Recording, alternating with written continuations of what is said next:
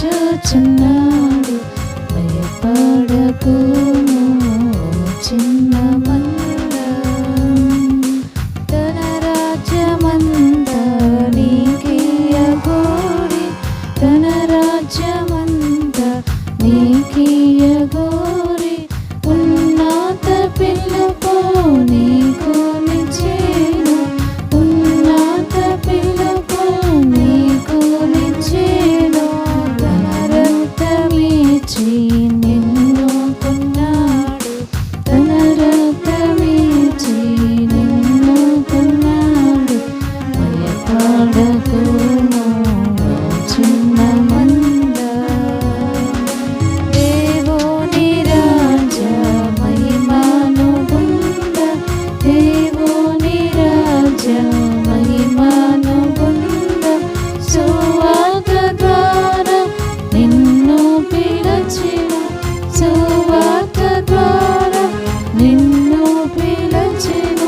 నీవు నడుము తగినట్లు ప్రభుకు, నీవు నడుము తగినట్లు ప్రభుకు. భయపడకుము చిన్న మంద, పరిశుద్ధులను పాత్రుని చేయ, పరిశుద్ధులను పాత్రుని చేయ. పరలోక పిలుపు నీకు నిచ్చెను, పరలోక పిలుపు నీకు నిచ్చెను. ప్రభుని శ్వాసమును నీకిచ్చెను, ప్రభుని శ్వాసమును నీకిచ్చెను. భయపడకుము చిన్న మంద, అక్షయ నిర్మలవాడ బరాని, అక్షయ నిర్మలవాడ బరాని. రక్షణ శ్వాసము భద్రపరచి, రక్షణ శ్వాసము భద్రపరచి. నిశ్చయముగా నిన్ను పిలచెను, నిశ్చయముగా నిన్ను పిలచెను. భయపడకుము చిన్న మంద, కుమారుని నీ కొరకీయ, తన కుమారుని నీ కొరకీయ. వెనుదీయలేదు నీ ప్రియ తండ్రి, వెనుదీయలేదు నీ ప్రియ తండ్రి. తన శ్వాసమంతా నీ కొరకీచు, తన శ్వాసమంతా నీ కొరకీచు. భయపడకుము చిన్న మంద, పరిశుద్ధాత్మలో నిన్ను శుద్ధి చేసి, పరిశుద్ధాత్మలో నిన్ను శుద్ధి చేసి. పరిశుద్ధుల స్వాస్యము నీకియ్య, పరిశుద్ధుల స్వాస్యము నీకియ్య. తెరువా చేసేను నీ కన్నులను, తెరువా చేసేను నీ కన్నులను. భయపడకుము చిన్న మంద, సిలువలో యేసు చనిపోయి బ్రతికి, సిలువలో యేసు చనిపోయి బ్రతికి. నిలిచే సమాధి బలమీయ నీకు, నిలిచే సమాధి బలమీయ నీకు. ఓ హల్లెలూయా అని పాడుము నీవు, హల్లెలూయా అని పాడుము నీవు. భయపడకుము చిన్న మంద, దయగల మీ తండ్రి పిలుచుచున్నాడు. భయపడకుము చిన్న మంద.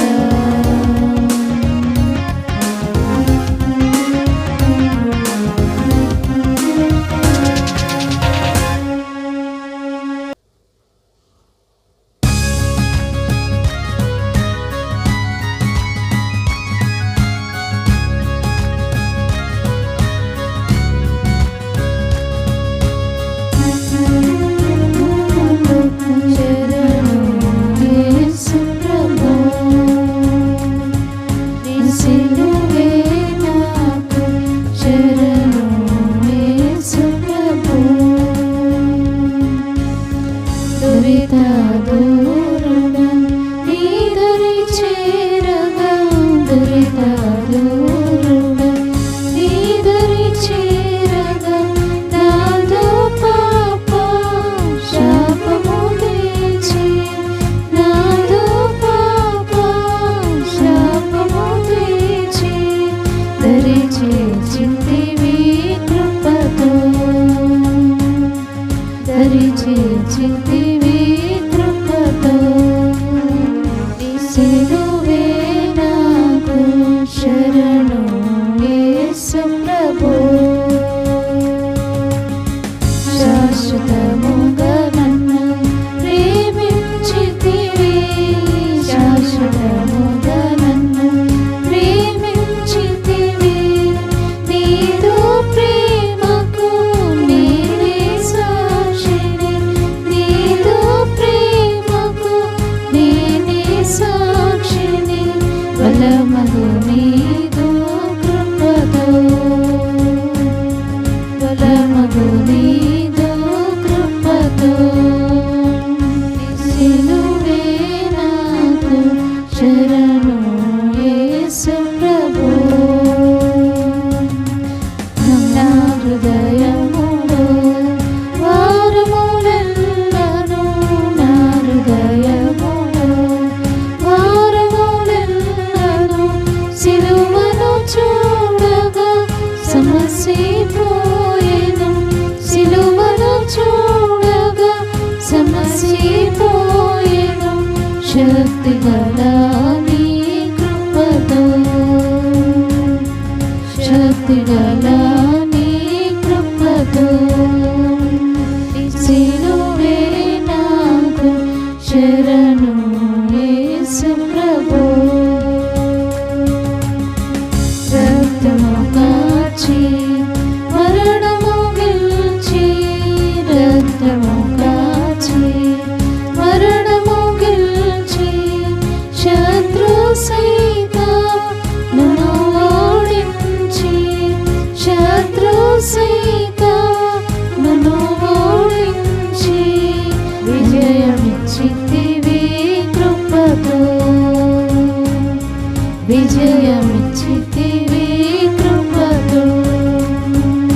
సిలువే నాకు శరణు యేసు ప్రభు.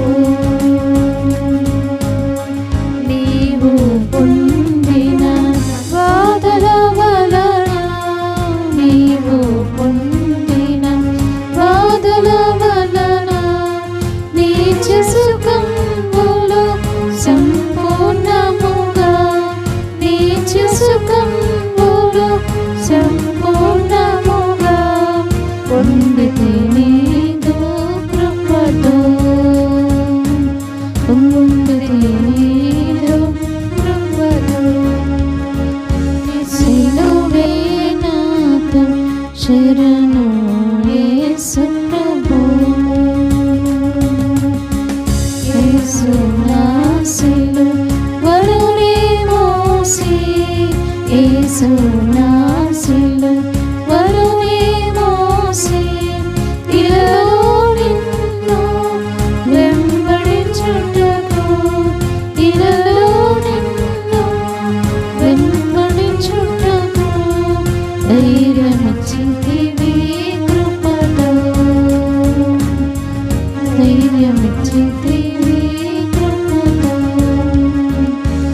సిలువే నాకు శరణు యేసు ప్రభు.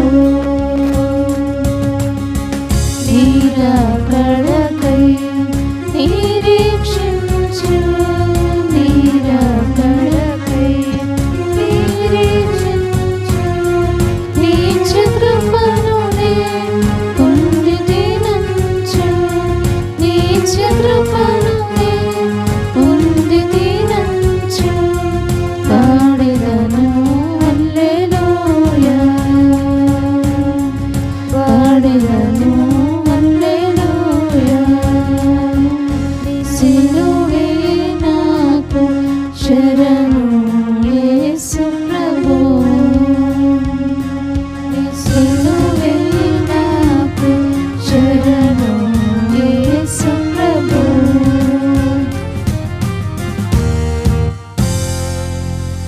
దేవుని యొక్క వాక్యంలో నుండి యెషయా గ్రంథము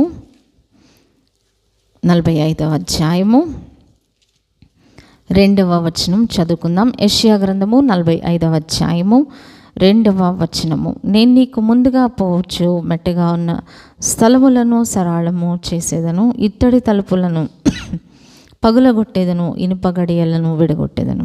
మనం చదువుకున్న ఈ లేఖన భాగాలు మనం చూసినప్పుడు మరి దేవుడు తన సేవకులైన వారికి, తనను ఆశ్రయించే వారికి, తన కొరకు కనిపెట్టుకునే వారికి, ఎవరైతే దేవుడు అభిషేకించినారో, అంటే జనరల్గా అభిషేకము అంటే మనకి ఎవరు గుర్తొస్తారు? పాస్టర్స్ గుర్తొస్తారు అంటారు, సేవకులు గుర్తొస్తూ ఉంటారు. కానీ ఈ అభిషేకము మరి దేవుడు ఎవరికి ఇస్తారండి? ఈ అభిషేకం అనేది అందరికీ, అంటే ఆయన పైన ఆనుకునే వారందరికీ కూడా ఆయన అభిషేకము ఇచ్చేవారై ఉన్నారు. అందుకని మనల్ని ఆయన ఏమని పిలుస్తున్నారు? రాజులైన యాజక సమూహముగా మనలను పిలుచుచున్నారు. అందుకే యోహాను పత్రికలో ఒక మాటను మనం చూసినప్పుడు, ఆయన ఇచ్చిన అభిషేకము మీలో నిలిచి ఉన్నది అనే మాటను మనం చూస్తూ ఉన్నాం. సో ఆయన మనలను అందరినీ కూడా ఆయన మనకు అభిషేకాన్ని ఇచ్చినారు. అందుకే మొదటి యోహాను పత్రికలో 2వ అధ్యాయము 27వ వచనంలో మనం చూసినట్లయితే, అయితే ఆయన వలన మీరు పొందిన అభిషేకము మీలో నిలుచుచున్నది గనుక అనే మాటను మనం చూస్తూ ఉన్నాం.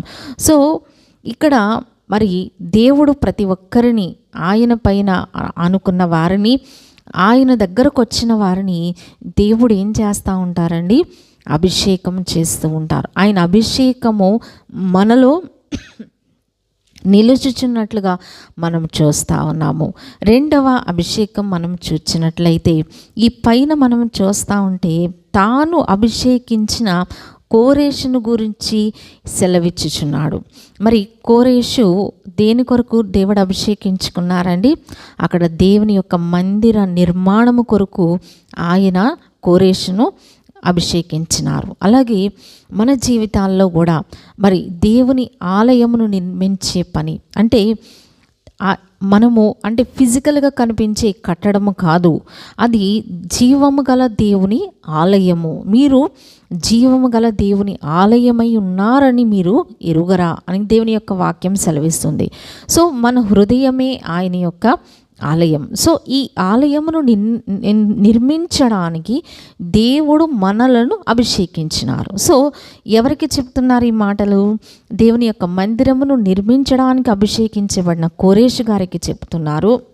ఇక్కడ జీవము గల దేవుని ఆలయమును నిర్మించుచున్న మనల్ని కూడా దేవుడు పిలుచుచు అభిషేకిస్తూ ఉన్నారు కాబట్టి, అభిషేకించినారు కాబట్టి ఈ మాట చెప్తున్నారు. ఏంటి అది అంటే, మరి ఈ మందిరమును నిర్మించడానికి, అందుకని మనం ఎజ్రా నెహెమ్యాలో చూసినప్పుడు ఏముందండి? ఈ పని మిక్కిలి గొప్పది. ఏంటంటే అది ఈ పని మిక్కిలి గొప్పది. అంటే ఇది నార్మల్ పని కాదు, సామాన్య పని కాదు, గొప్పదైన పని. ఈ పని మిక్కిలి గొప్పది. 2వది, శక్తి చేత కాదు, బలము చేత కాదు, నా ఆత్మ ద్వారా ఇది జరుగునని దేవుడు సెలవిస్తూ ఉన్నారు. మొట్టమొదటిగా మిక్కిలి గొప్ప పని అంటే ఫిజికల్గా మన యొక్క స్ట్రెంగ్త్తో మనం దాన్ని కంప్లీట్ చేయలేం. సో ఈ పని ఎలాంటిది అంటే, ఇది ఎలా జరుగుతుంది? మన శక్తి చేత బలము చేత కాదు, కానీ దేవుని ఆత్మ ద్వారా మాత్రమే ఇది జరుగుతుంది. అంటే ఆయన స్పిరిట్ లీడింగ్తోనే మనం ఇది కంప్లీట్ చేయగలం. ఈ ఆలయము అంటే మనము జీవము గల దేవుని ఆలయమై ఉన్నాము. ఈ యొక్క ఆలయాన్ని నిర్మించడానికి దేవుడు మనలను అభిషేకించినారు. సో ఈ యొక్క పని మిక్కిలి గొప్పదైన ఈ పనిలో మనం ఎన్నో ఛాలెంజెస్ ఫేస్ చేస్తూ ఉంటాం కదా, అది దేవుడు ఆ భరోసా మనకిస్తూ ఉన్నారనమాట. ఏంటి ఆ భరోసా? నేను నీకు ముందుగా పోవచ్చు, మెట్టగా ఉన్న స్థలములను సరళము చేసేదను. అంటే దీని యొక్క మీనింగ్ ఏంటంటే, మెట్ట అంటే ఏంటి? ఎత్తైన ప్రాంతాలు. సో పల్లపు ప్రాంతాలు ఉంటాయి, ఎత్తైన ప్రాంతాలు ఉంటాయి. సో మెట్టగా ఉన్న స్థలాలు ఎక్కాలి అంటే చాలా కష్టం కదా. సో ప్రభువారు ఏం చేస్తారట, మనకు ముందుగా వెళుతూ ఆ మెట్టగా ఉన్న స్థలము అంటే ఆటంకాలు, అడ్డులు, మరి అబ్స్టకిల్స్ ఎన్నో మన జీవితాల్లో ఉంటూ ఉంటాయి. అంటే ఈ ఆలయాన్ని మనం నిర్మించుకునే క్రమంలో, మన విశ్వాస జీవితాన్ని బిల్డ్ చేసుకునే క్రమంలో ఎన్నో అడ్డులు, ఆటంకాలు, సో అబ్స్టకల్స్ మనం ఫేస్ చేస్తూ ఉంటాం. ఫర్ ఎగ్జాంపుల్ మరి రన్నింగ్ రేస్ మనం చూస్తూ ఉంటాం. ఒలింపిక్స్లో పాల్గొనే వారికి మరి ఆ రేస్లో ఎన్ని హర్డిల్స్ ఉంటాయండి, చాలా హర్డిల్స్ ఉంటాయి. సో అవి చాలా ఎత్తుగా కూడా ఉంటాయి. అంటే మామూలుగా వాటిని దాటాలంటే చాలా కష్టం. సో దానికి ఎంతో సాధన, వాళ్ళు కొన్ని ఇయర్స్ యొక్క సాధన ఆ దినం వాళ్ళు చేస్తున్న ఆ పెర్ఫార్మెన్స్లో మనం చూస్తూ ఉంటాం. అలాగే మన జీవితాల్లో కూడా ఈ సాధన అనేది మనకి ఉండాలన్నమాట. అందుకని నేను నీకు ముందుగా పోవచ్చు, మెట్టగా ఉన్న స్థలములను సరళము చేసేదను. సో మన లైఫ్లో ఈ జీవము గల దేవుని మందిరమును, దేవునికి అనుకూలమైన ఆలయాన్ని, అంటే ఆయన నివసించే ఆలయం, ఇది ఏమీ కూడా అల్లాటప్ప ఆలయం కాదు, జీవము గల దేవుని ఆలయం. సో ఇందులో ఏముంటుంది, ఈ ఆలయంలో జీవం ఉంటుంది. ఇప్పుడు మనం ఫిజికల్గా కట్టుకునే కట్టడాలు, మన హౌసెస్ కానీ చర్చెస్ కానీ వాటిలో గోడల్లో ఏముండదండి, జీవం ఉండదు. కానీ మనము నిర్మించే ఆలయంలో ఏముంటుంది, జీవము గల దేవుని ఆలయము. సో మనము జీవముతో కూడిన ఈ పనిని మనము చేస్తూ ఉన్నాము కాబట్టి మనకొచ్చే ఆటంకాలు, అడ్డులు, అంటే అపవాది వలన మనం ఎదుర్కొంటాము, ఆ మనుషుల వలన మనం ఎదుర్కొంటూ ఉంటాం. అందుకని యాకోబు గారితో కూడా ప్రభు అన్నారు కదా, నీవు దేవునితోనూ మనుషులతోనూ పోరాడి గెలిచితివి. సో మన జీవితాల్లో పోరాటము అనేది ఎవరితో ఉంటుందండి, దేవునితో ఉంటుంది, మనుషులతో ఉంటుంది. మూడవదిగా మనకి దేవుని యొక్క వాక్యంలో ఎఫెసీ పత్రిక 5వ అధ్యాయం 22వ వచనంలో, మీరు పోరాడునది శరీరులతో కాదు కానీ అంధకార సంబంధమైన అధికారముతో మీరు పోరాడుతూ ఉన్నారు. అక్కడ చాలా లిస్ట్ ఉంది కదా. సో ఈ పోరాటం అక్కడ ఎవరితో, మనుషులతో కాదు. అంటే ఇక్కడ దేవునితో మనుషులతో పోరాటము, ఒక ప్రక్కన అపవాదితో పోరాటము మనం చూస్తూ ఉన్నాం. సో మన జీవితాల్లో ఈ పోరాటములన్నిటిలో జీవము గల దేవుని ఆలయమును నిర్మించే ఈ క్రమములో మనకి వచ్చే ఆటంకాలు, అబ్స్టకల్స్ ఏంటి, హర్డిల్స్ ఏంటి, ఫిజికల్గా, మెంటల్గా, స్పిరిచువల్గా, ఎమోషనల్గా మరి ఎన్నో ఛాలెంజెస్ మనం ప్రతి దినము ఫేస్ చేస్తూ ఉంటాం. ఇన్నర్గా మన శరీరానికి ఆత్మకు కూడా నిత్యము పోరాటమే కదా. అందుకే శరీరము ఆత్మకును, ఆత్మకు శరీరము విరోధముగా ఉన్నది. కాబట్టి ఏం చేయాలి, ఆత్మచేత శారీరక క్రియలను మనము చంపివేయాలి. సో ఇది నిత్యము జరిగే పోరాటం, 24 hours 365 days మనం ఎదుర్కొనే పోరాటం. అది మన పర్సనల్ పోరాటం. అలాగే అపవాదితో మనం ఎదుర్కొనే పోరాటం సెకండరీగా. అలాగే లోకాశ, శరీరాశ, నేత్రాశ, జీవపు డంబము. సో అంటే ఈ మూడిట్లతో మనం పోరాటం చేస్తూ ఉన్నాం. రెండవదిగా మనం అపవాదితో పోరాటం చేయాలి.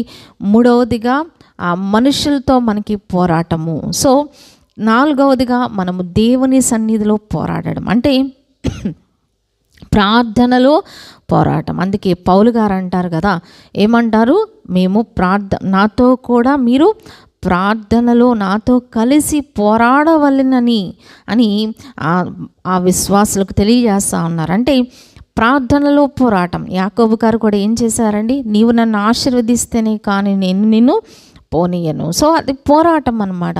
అంటే దేవుని సన్నిధిలో ప్రార్థనలో మనము పోరాడేవారిగా ఉండాలి అని దేవుని యొక్క వాక్యము తెలియజేస్తూ ఉంది. సో మనం ఇన్ని పోరాడుతూ ఏం చేయాలి, సైమల్టేనియస్గా పోరాటము చేయాలి, జీవము గల దేవుని ఆలయాన్ని కూడా మనము నిర్మించుకోవాలి. అందుకని నెహెమ్యా గారు మందిరాన్ని నిర్మించేటప్పుడు ఏం చేశారండి? శత్రు శోధన వాళ్ళకి వచ్చినప్పుడు వాళ్ళు మందిర పనిని వాళ్ళు నిలిపివేయలేదు, వాళ్ళు స్టాప్ చేయలేదు. వాళ్ళు ఏం చేశారండి? ఒక చేతితో ఖడ్గం పట్టుకున్నారు, మరొక చేతితో పని చేస్తూ ఉన్నారు. జనరల్గా మనం ఒక చేతితో పని చేయాలంటే చాలా కష్టం కదా. సో కానీ వాళ్ళు అంత ఎఫర్ట్ చేశారనమాట. అంతగా వాళ్ళు స్ట్రెయిన్ తీసుకున్నారు, అంత స్ట్రెస్ వాళ్ళు తీసుకున్నారు. సో అక్కడ పని ఆపకూడదు, పోరాటం ఆపకూడదు. ఏం చేయాలి మరి? పోరాడుతూ కూర్చుంటే పని ఆగిపోతుంది, పని చేస్తూ కూర్చుంటా ఉంటే పోరాడలేం. సో సైమల్టేనియస్గా వాళ్ళు చేశారనమాట.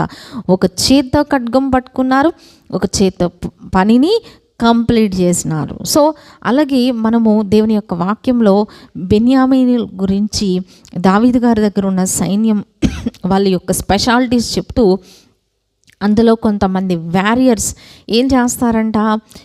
ఎడమ చేత్తోనూ కుడి చేత్తోనూ యుద్ధము చేయగల సమర్థులంట వాళ్ళు. జనరల్గా ప్రతి మనిషికి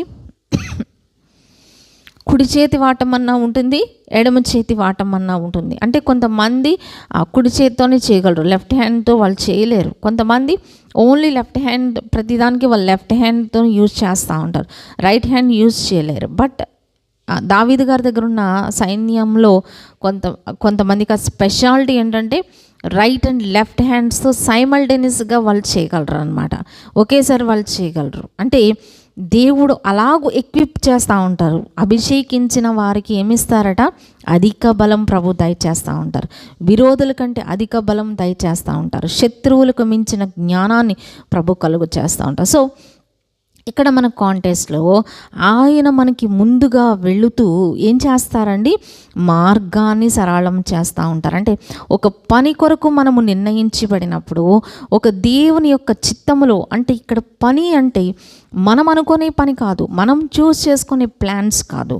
సో మన ప్లాన్స్ అనేవి ఆయన ప్లాన్తో సింక్రనైజ్ అయినప్పుడు, ఆయనతో మనం ఏకీభవించినప్పుడు, ఆయన యొక్క చిత్తానికి మనం ఒబే అయినప్పుడు, ఆయన చిత్తాన్ని చేయడానికి మనం ఇష్టపడినప్పుడు, కన్ఫామ్గా మనం ఆయన చిత్తాన్ని జరిగించాలి, నా ఇష్టము కాదు ఆయన చిత్తమే సిద్ధించాలి అని ఏ విశ్వాసులైతే ఈ జీవము గల దేవుని ఆలయమును దేవుని చిత్తానుసారంగా మరి కట్టడానికి నిర్ణయించుకుంటూ ఉంటారో, ఆయన పనిలో ఆయన చిత్తం కొరకు మన జీవితాల్లో ఆయన చిత్తము నెరవేర్చబడడానికి ఎవరైతే ఆ విధంగా సంకల్పం కలిగి ఉంటారో వారికి దేవుడు ఏం చేస్తారండి?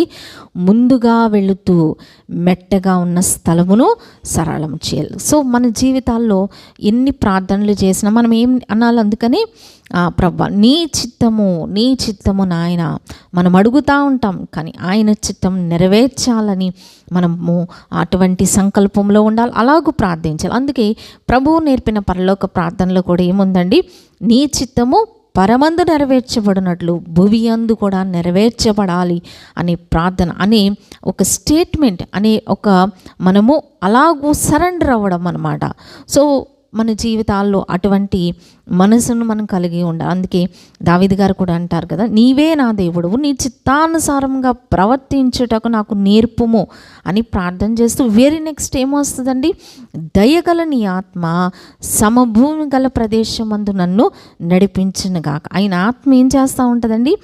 ఎప్పుడైతే ఆయన చిత్తానుసారంగా మనం నడవడానికి మనము ఒబే అవుతూ ఉంటామో, మనం విధేయులమవుతూ ఉంటామో, ఆయన చిత్తము మనము మనసులో ఎప్పుడైతే కన్ఫామ్గా దాన్ని మనము దేవుని చిత్తాన్ని యాక్సెప్ట్ చేస్తూ ఉంటామో, అప్పుడు ప్రభు ఫిజికల్గా, మెంటల్గా, స్పిరిచువల్గా ఆయన మనలను ఆ విధంగా గైడ్ చేస్తూ ఉంటారనమాట. ఆ విధంగా ఆయన మనల్ని నడిపించేవారిగా ఉంటారు. అందుకని వేరే నెక్స్ట్ ఏముందండి?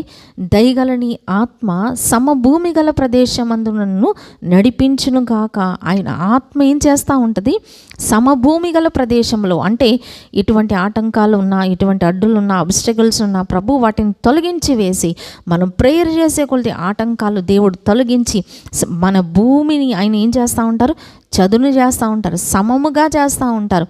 తొట్టిల్లకుండా పోయే బాటలో, చక్కగా పోయే బాటలో అని ఇర్మియా గ్రంథంలో ఉంది.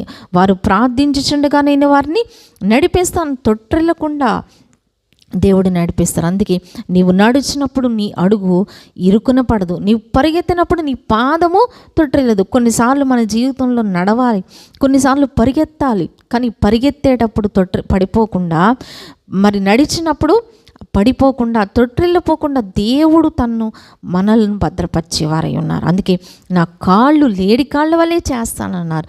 అలాగే నా కాలు చిక్కుపడకుండానట్లు ఆయన నీకు ఆధారంగా ఉండును. సో మనం నడిచేటప్పుడు కాళ్ళు చిక్కపడకుండా ప్రభు సహాయం చేస్తూ ఉంటారు.